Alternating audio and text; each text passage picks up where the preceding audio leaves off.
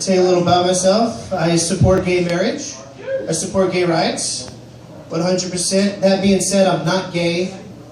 But if they make a Justin Bieber blow-up doll, after 11 beers, I'm fucking that doll.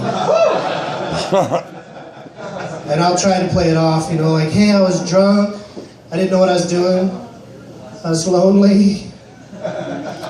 Justin Bieber doll raped me. Oh yeah, it was all good. You ever see a woman so pretty, so goddamn beautiful, that it's hard to look at her in her eyes? She's that pretty, it's like trying to look directly into the sun. You're like, God damn, she's that pretty.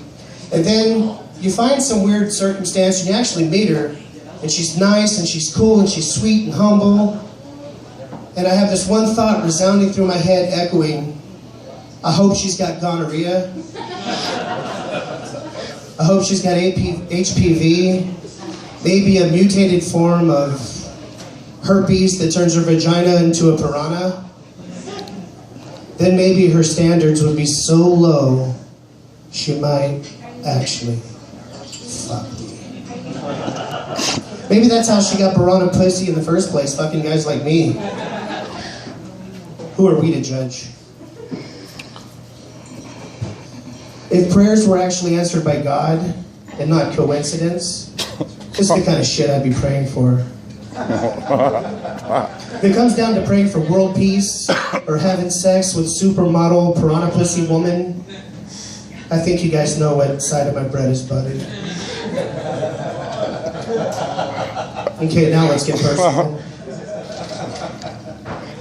I'm pretty certain that my girlfriend only has an orgasm 2 out of 10 times we have sex. It's tragic. I'm not happy about it, and I'm really certain she's not happy about it either. But on the nights that she doesn't, she's really cool about it. She's like, it's okay, Steve. You had a hard day, tired. You did your best. Ouch. I'm 44 years old and fat, so my days of whimsical living room sex are done. I need to rest up before sex. So she comes home a few days later and she's like, hey babe, what'd you do today? And I'm like, well, hon, I smoked the better part of an eighth of weed. I ate a box of Raisin Bran. And I watched a fucking killer marathon of The Price is Right. That reminds me we're out of milk.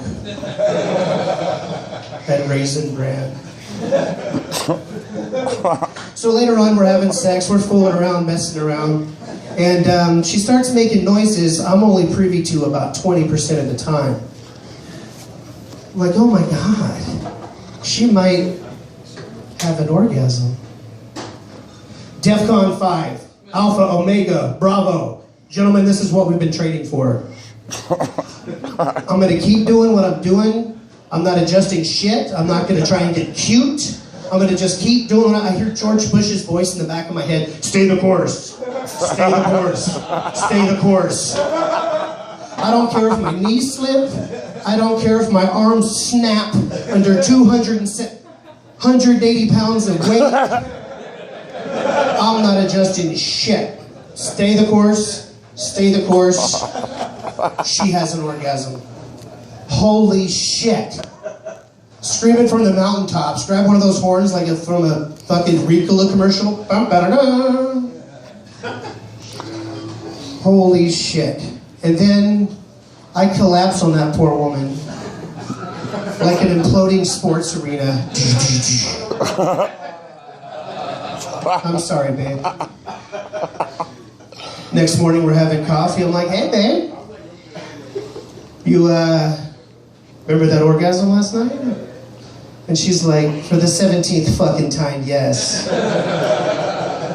Thank you. Thank you for being the kind of boyfriend that gives me an orgasm 20% of the time. You're welcome. I hear some sarcasm in her voice, and I didn't know she was that good at math. Fuck it, it's not ruining my day. I go to work and some friends of mine are sitting around talking and shit. They're not even talking about women. They're not even talking about sex. They're talking about PlayStation 4 and how fucking badass it is. And I cut directly into the middle of their conversation. They're like, yeah, the controller's got this cool feature, and I'm like, hey guys, how y'all doing? My girlfriend, I knocked the bottom out of her ass last night. I assassinated her vagina with 3 inches of blazing fury. You don't even know. You don't even fucking know. And I ride that wave of awesome until the next time we have sex. And she's like, it's okay, Steve. You had a long day, you're tired. You did your best. All right, last thing. You guys want to try a little audience participation? You down with me? Woohoo! All right, the punchline for these next couple of jokes is, that's what I'm talking about. Because whether your core group of friends is 4 or 40, you've got that one asshole that says, that's what I'm talking about, way, way too fucking much. So we'll call this inappropriate times to say, that's what I'm talking about. So when I point to you guys, you're going to say, that's what I'm talking about. Hot damn. Here's the first one. Thanks to my botched circumcision, whenever I jerk off, I come on my own face. That's what I'm talking about. My sister's abusive boyfriend gets out of jail tomorrow.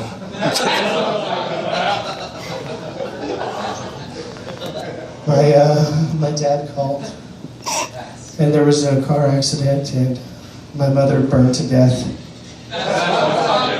Thank you guys, had a good time. Steve Phillips.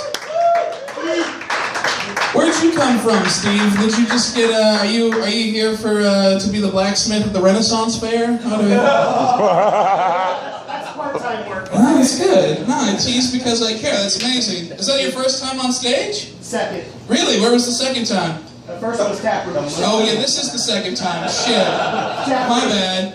That's awesome. Well, thanks for finding out about this. We have open mics on Wednesdays as well. So Sundays, Wednesdays, you're more than welcome. We're a supportive little team, unless you wear a t-shirt that says sluts love me, and then we turn against you really quickly. But you seem like a cool guy. You've got feather tattoos and shit. And we're like, yeah, he's a loser too. We can hang out.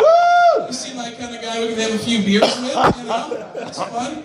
If anyone ever wants to sit up front, that's fine.